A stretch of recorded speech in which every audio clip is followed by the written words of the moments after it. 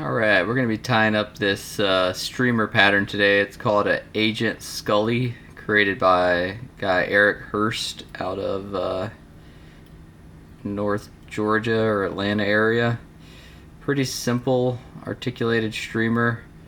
It's just rabbit, some dubbing for a body under the rabbit, and then it's got a deer hair collar, but acts just kind of like a prop to hold up this laser dub head. So laser dub head, a lot like the Flugen zombie or other patterns. So Eric has a couple patterns that use this deer hair collar and then laser dub head, which I think is really cool, and it works really good. I was fishing this yesterday and it was just kicking like crazy, tail kicking, the whole thing just swimming back and forth. So this one was one in yellow. I'm gonna do one in olive today. So in mine I'm doing kind of probably size down from the original. The back hook is gonna be a B10S size 4.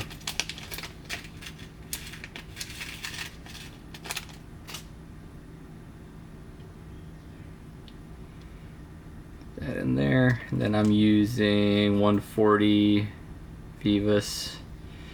So I'm just gonna go ahead and lay down a thread base. The back hook is like extremely simple. I don't even know what the base pattern is. I'm sure it's been done before, but like I said, it's just a zonker. Well, I'm gonna do a flash, but zonker tail, and then a dubbing loop body underneath, and then you pull the zonker over. So I'm gonna take my thread all the way back to where the bend starts, and then go up a little bit, maybe to halfway. I'm gonna put some flash in. This is just some really like Krelex style multicolor flash I got from Fly Tires Dungeon. So I'm doing olive, but I guess I'll just pick whatever comes. It's got some yellow, orange, dark blue, but try and get some of the more orangey and yellowy stuff here. So I'm just gonna grab like 4 or 5 strands, cut it. I'm gonna double it over my thread like this, put it to the top, pin it down, and then pull all this back, wrap over it. Try and keep the stuff on the top of the hook shank. It doesn't really matter, but try and keep it on the top, and then go all the way back to where I had my thread ending, right at the bend, which on these hooks is right about the barb of the hook. Then I'll leave my thread there. I can leave this flash out like it is. So the body material is rabbit zonker. These are just plain olive, not barred. I mean, if you use some barred stuff, it looks pretty cool. I just don't happen to have any good barred colors right now. So I'm gonna take a piece a couple inches long,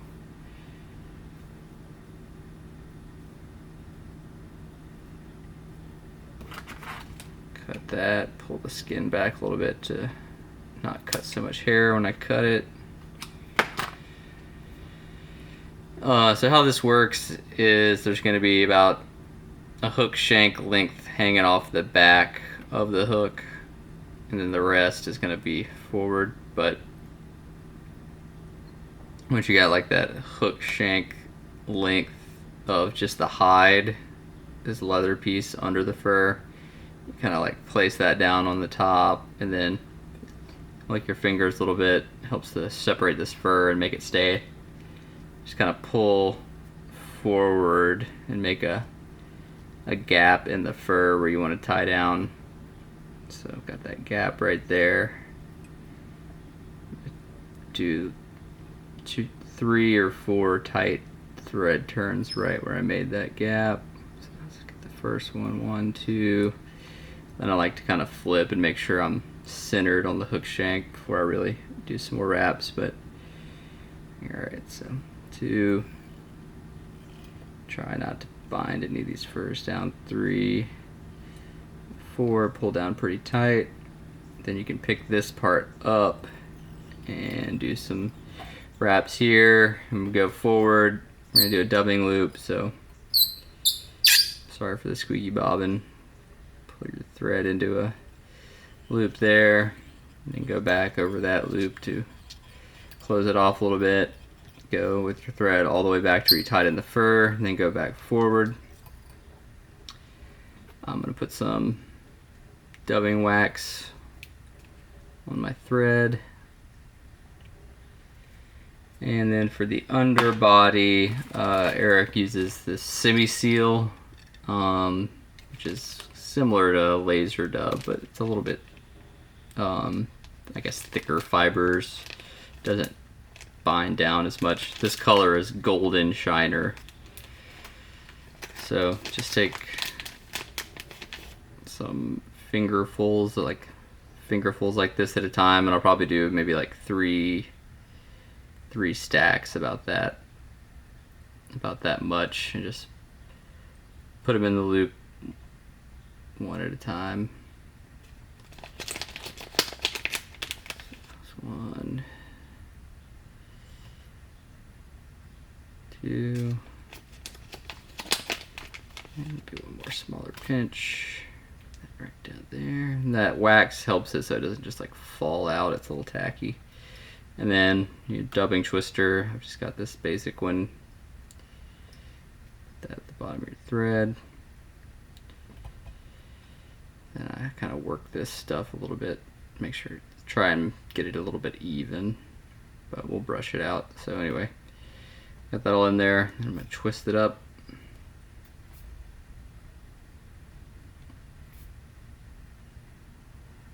Got a nice dubbing noodle like that. And then we're just gonna go forward all the way. Well, not all the way, but all the way to where my thread's hanging. We need to leave ourselves some room to tie in that rabbit at the front. So just touching turns, just trying to cover the hook shank. And like I said, we're gonna brush all this out, but if you wanna preen some of it back as you go forward, that always helps a little bit too. Then I probably made too much of a noodle, but that's fine. Like I said, I'm leaving my space a tie off point because we got to tie in the hide of this rabbit, and this hide on this piece is kind of thick, so I need plenty of space. A few turns, bind that down, snip the extra dubbing noodle off there. Then I gotta pull everything back, going over it pretty tight because we're gonna brush this down. And I've had it where I've tried to brush this dubbing loop down and then I pulled the thing out. So got it like that. And then for my brush, I just left a piece of Velcro that's adhesive on one side and just stuck it on the back of a chopstick. But I've seen people do the same thing with popsicle sticks, whatever. Just brush it out a little bit. Brush it down. So we're going to fold the rabbit over the top, so you don't want the ton sticking up straight. At least get it off to the side so it's not trapped down, but quick little brush job. Alright, that's going down. Then we're going to pull our rabbit over. And similar to the back, you know, if you want to wet your fingers to help keep that stuff out the way, because we're going to create a gap to tie down.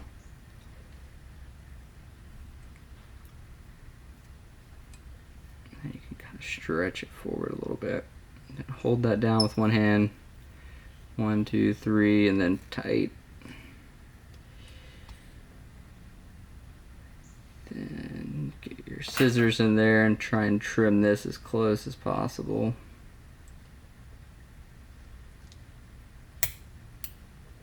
Did a pretty good job there.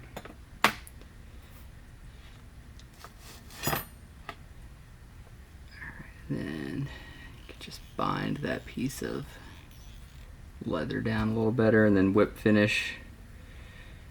Go ahead and trim my flash to be like as long as the tail.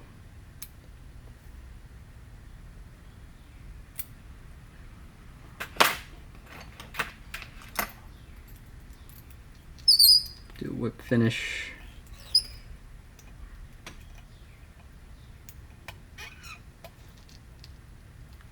Tight.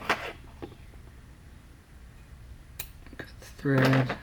Put a dab of UV resin on that.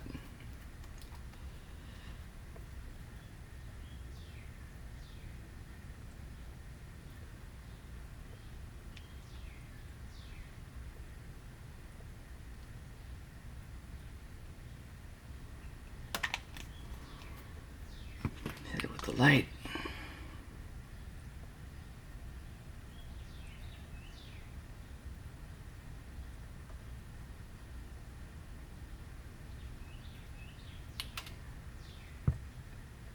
And that's the whole back of the fly.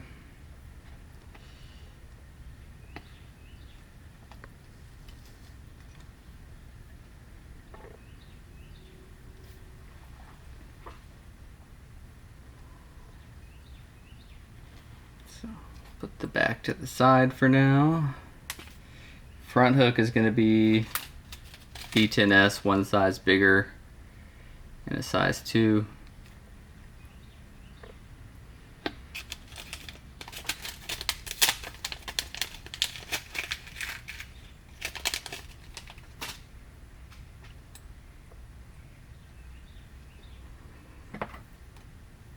Start our thread base.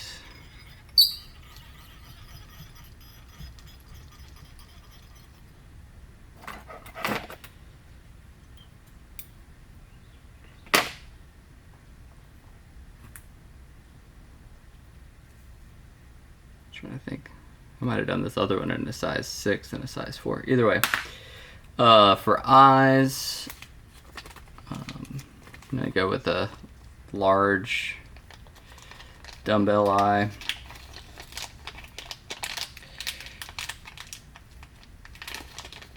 Fly this size with this much material around the head, the large doesn't, I mean, it gets it down, but it's not like it plummets to the bottom, but it's trying to counteract a lot of that material. So do some crisscrossing. This is going to go on the underside of the hook. Do some figure 8 wraps just to get some thread down. Then I like to flip it upside down. Do some of these kind of on each side of the eye, over the shank, over the barbell itself.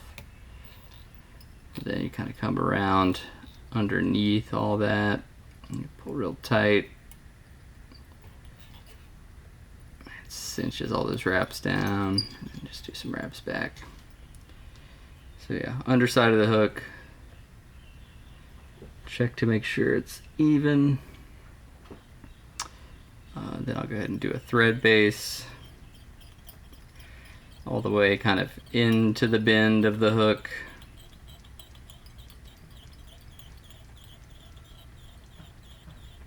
And then back up a little bit.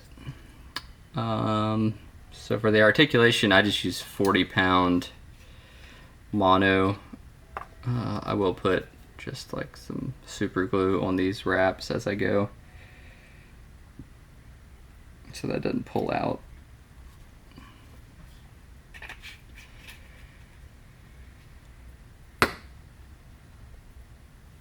And then, yeah, I got some just 40-pound monofilament fishing line.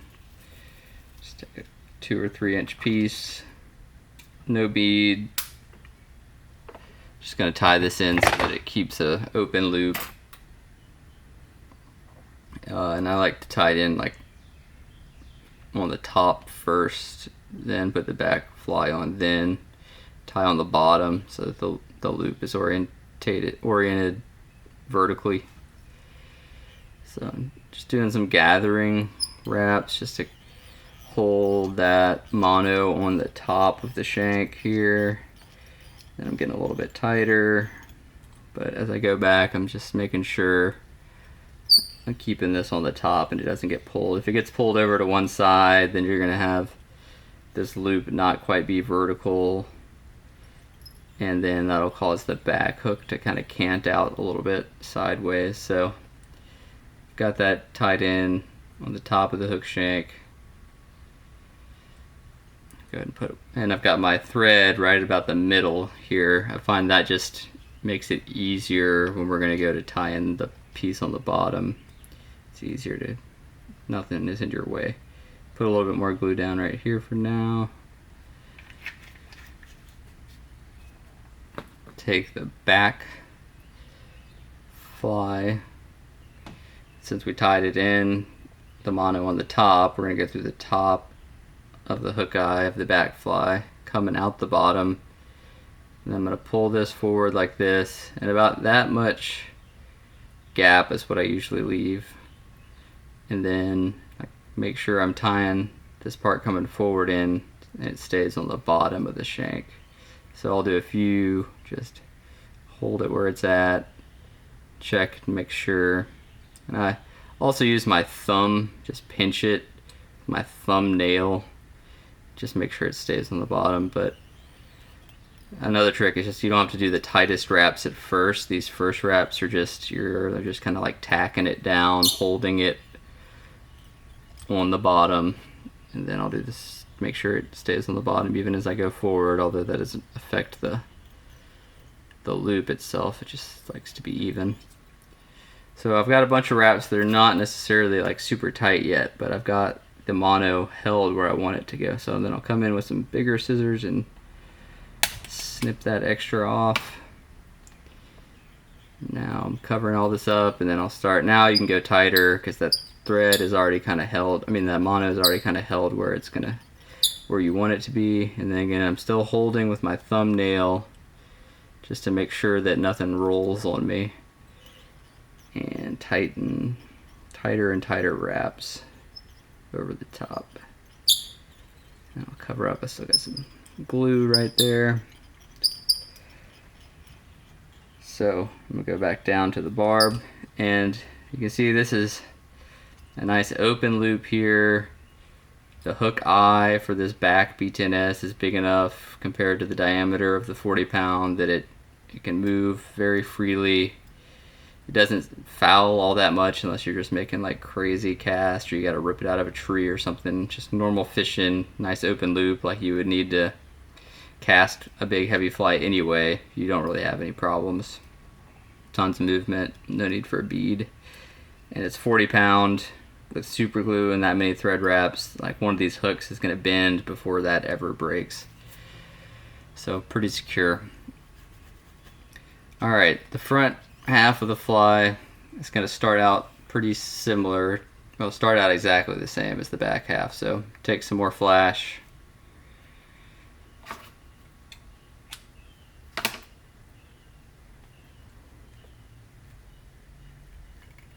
Pin it down, tie it back. Alright, to about the point. And then I'll trim this off to where it's about halfway back on the back fly there. And then same deal, take some more zonker, get a couple inch piece, and do the exact same thing as we did on the back. We're going to tie it in at one point, do the dubbing loop, forward, and then tie the rabbit back over the top of the dubbing loop. In terms of the total length of how far this one, you kind of just want, I like to do it to where the hide of this front piece ends right where like the head of the back fly starts, just so that one, you can kind of see how one is going to go right and flow straight right into the other one. So got to measure it out like that. I'm going to set it straight down on the top, hold it with my non-thread hand, lift my fingers a bit, part the furs there, and tie that down right there. 1, 2, again, just make sure everything looks good in terms of even on the shank.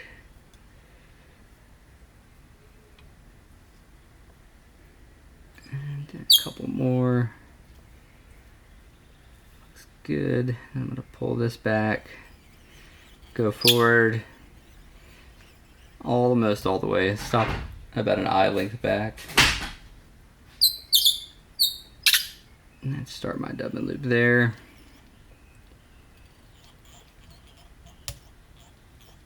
And then go back forward, wax the thread, a few clumps of the semi-seal dubbing.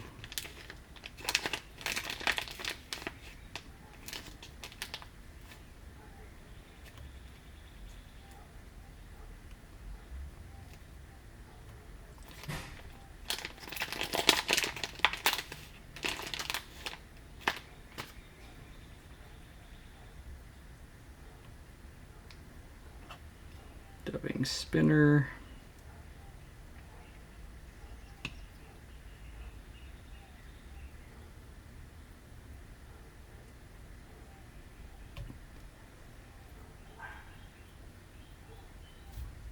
Spin that up.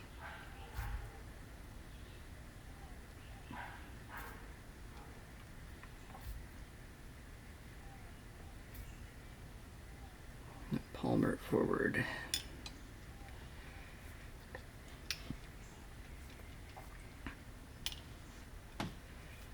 And I'll go ahead and say you could probably use a polar chenille instead of this dubbing loop if you wanted, and you would get a very similar fly with maybe a little bit less work, but I think dubbing is much more cost effective.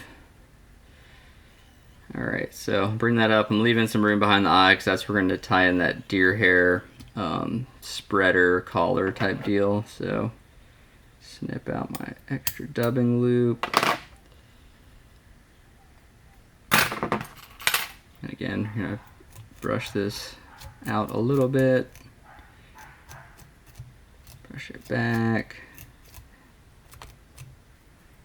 Pull out the bottom piece and then just get it going out of the way.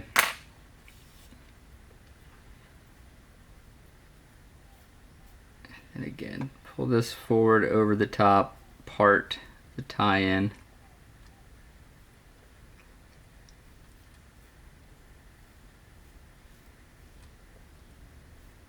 I've also done where I've palmered this rabbit one turn. This stuff's kind of thick on the hide. I might try and do it again anyway. Alright, so I've got it parted. I'm going to do, that was one wrap, 2, 3, and then bind it down.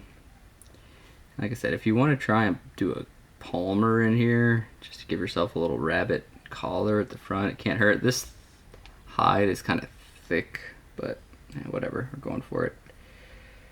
So kind of like this is like Matt Bennett's Lunch Money, where you got like a tail is using the rabbit and then you use the same piece to come around, or a slump buster, I guess probably the same. Just gonna palmer around and I'm gonna pull it to the top and then get over to that side where I started, and then bring my thread in front and then cross there. Do 2 of those. I'll do 3 of those, and then I'm going to pull down pretty hard and see if that leaves me. I'm going to keep the skin out, pull down hard on that thread. So that gave me pretty even coverage all the way around with this collar, which is all I was going for. And then I'll snip out thicker scissors. Like I said, this is a pretty stiff piece of hide. Try and snip as much hide without getting the fur as possible. So you can see I've got kind of a piece hanging out here. It's all going to get covered up, but sweep all this back. And now I'll wrap back over it just a little bit, because I also need to tie in that deer hair back here. So see, I'm wrapping over that thread, I'm sorry, over that hide, pushing all that fur back.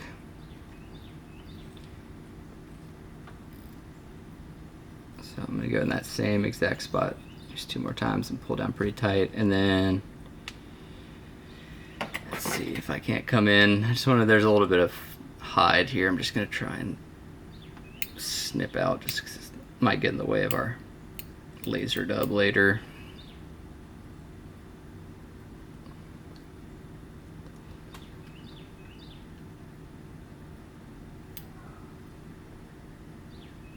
This is why it's good to go to your local fly shop and pick out materials, because this rabbit fur, it's like the color can be good, the pattern, the barring can be good, but then it's just got like this big thick hide. It makes it a little harder to tie with. Alright, just gonna try and pull that down a little bit.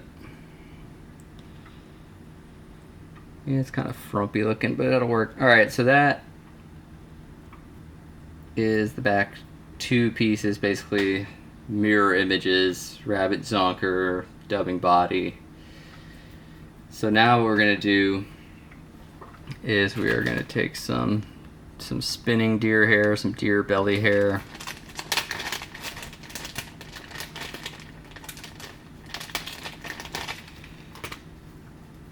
And then like this is some pretty curly, ugly, gnarly hair, but we're just making a collar, so it doesn't really matter. And take a clump the size of like a thick pencil.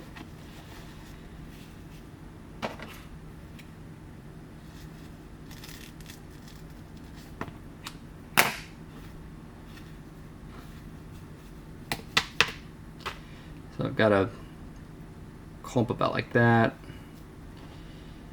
I'm not going to stack it or anything, I'm just going to use that as like the collar piece. So clean out the little fuzzies and junk. Tilt this camera up a little bit.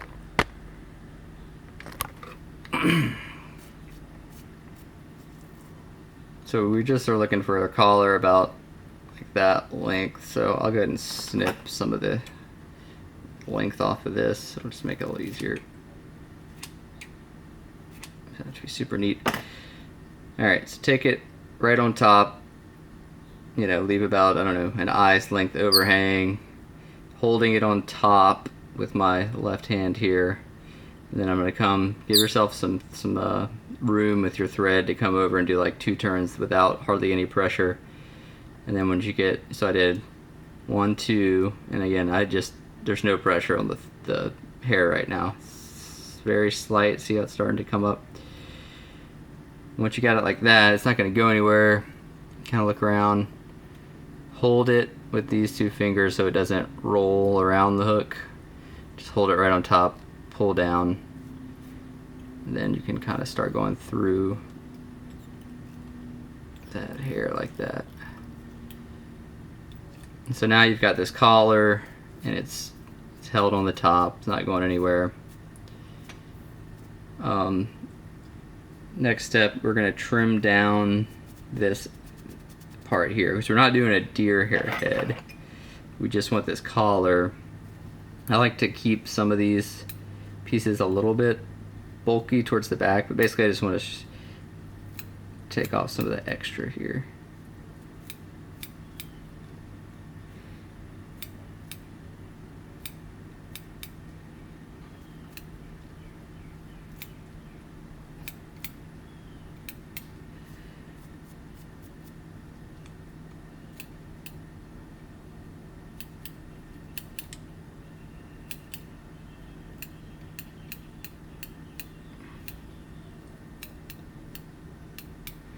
So now you see we kind of have a straight line like that. So the next part, we're going to do a laser dub head. Just like a Flugen zombie. So I've got a couple different colors. Got olive for the top, and then tan for the bottom. So I'm gonna do the bottom first. So I'm gonna do a clump on the bottom. There's a little bit of a gap, and it doesn't look like much, but when you're looking at the fly after you're done with it, if you don't put a tie in behind these eyes on the bottom, it looks like there's a gap right here on the bottom. So to fill in that gap, we're gonna put in a clump of laser dub. So I'll start with a pinch about like that. And the different colors, sometimes the lengths of the fibers can vary, and we don't need a super long piece for the bottom. So what I like to do is I'm stacking it in my fingers like this. Then I'll twist it down and pull it apart. Just pull it from the tips on either side. That gets all the fibers aligned, going the same direction. And then like this is a super long piece. I'm gonna cut this in half right in the midpoint because I don't need the full length, and if I tie it in like this, I'll end up just trimming it off and it'll go to waste. So just cut it right down the middle. Now I've got 2 halves, and I'll just put those right over each other and then stack them again. And after you stack them, that tapers the ends down a little bit. You don't just end up with like two blunt edges. But now you can see I've got a clump that's about half the length overall, and it's more of the length of a fiber that I'm looking for. So then I'll take it, pull out all this stuff off the end that just is going to fall off, flip my fly, place this, I'm going to tie it in right at the midpoint of this clump, so place it down on the bottom, go 1, 2, pull down tight, and then I'll pull this back and go 1, 2. So that filled in that gap a little bit, you can see. And we're going to do the same thing in front of the eyes, but I think it's kind of key to get one in behind the eyes, especially in the bottom. It just fills in a little bit of a gap. And I'm going to go ahead and do a small piece of olive right here behind the eyes before I move my thread in front of the eyes. And with the top piece, that's going to end up being a little bit longer, so taking a clump, I'm not going to do the whole cut it in half thing though. I'm just going to take it and stack it at its full length as it came out of the bag.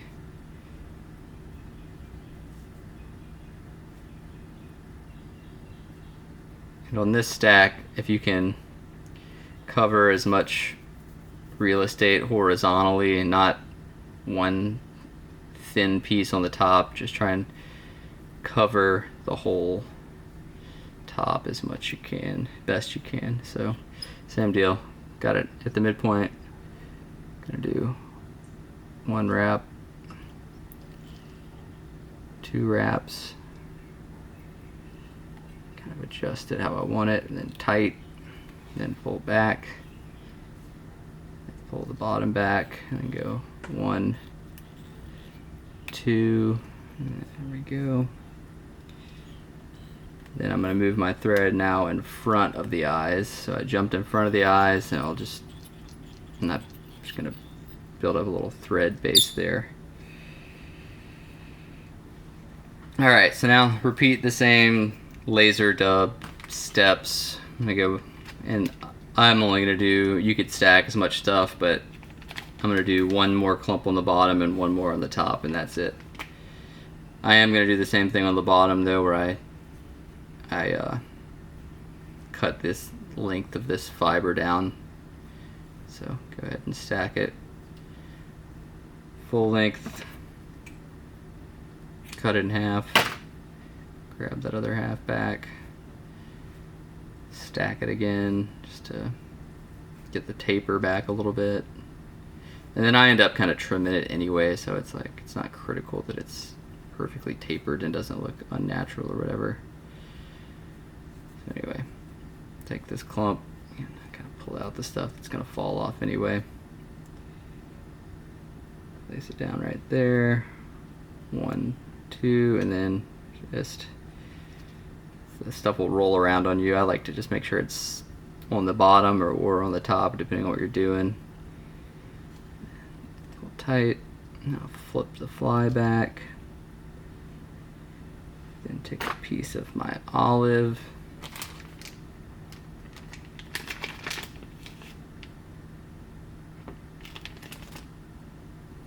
Stack this up good.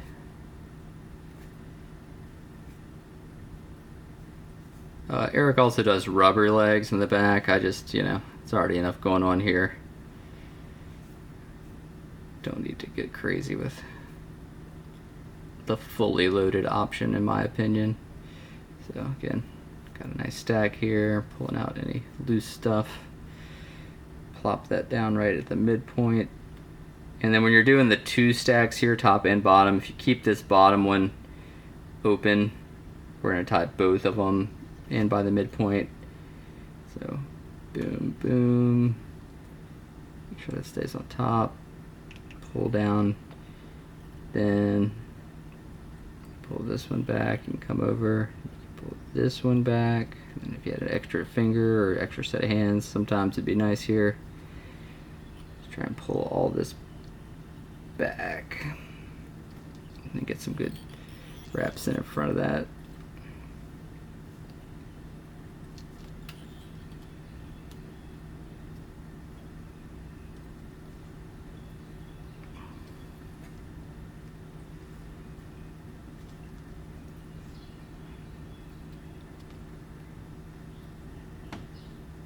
Kind of work with this stuff. Like I said, it might twist around. The bottom might be on the side, or the top might be on the other side, but kind of work with it.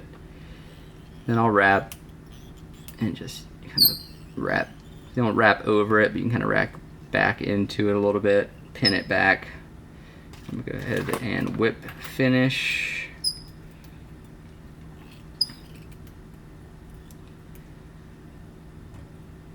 I'm trying to go for a 4-turner. Pull that in tight, and I'll put some. Put any kind of head cement on here. I'll do some UV. And I've also heard people say you can put some like flex UV like right on this laser dub, and it'll just help. And I've seen people do that with super glue. It'll help stiffen that up. I mean, that deer hair does a good job of supporting this, so it doesn't just lie totally flat as it is. So go ahead and take a little comb. You can brush this stuff out a little bit. There's going to be some stuff, some fluff that'll just fly out. But just brush it out a little bit.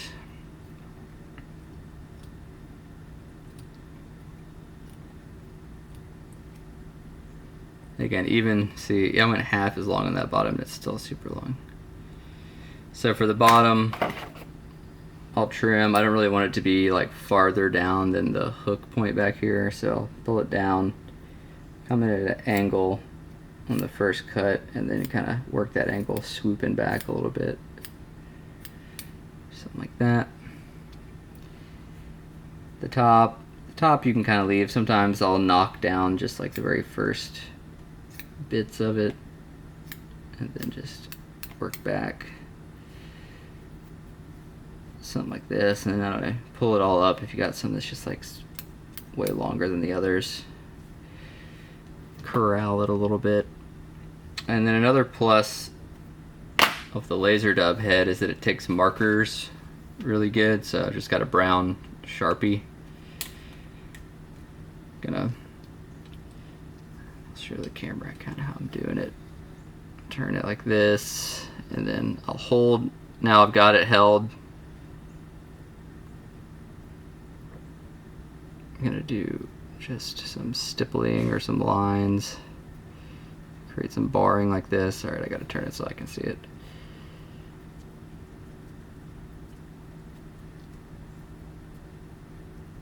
But yeah, you can do some cool barring effects, similar also to the lunch money.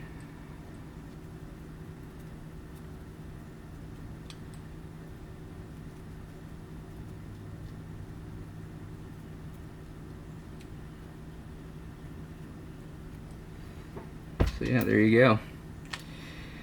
That is the Agent Scully. It swims amazing. And I've caught gar on it, I've caught spotted bass, I think I've caught white bass on it. Last year in Arkansas I was using it in a white colorway. Yeah, cool fly.